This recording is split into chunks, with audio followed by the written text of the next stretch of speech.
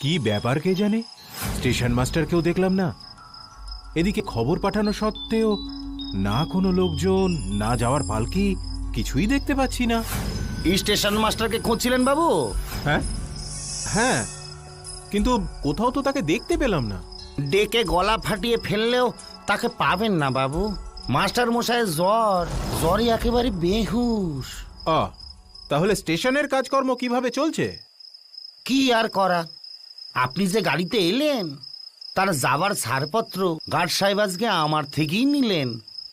বলেন আপনার কি দরকার?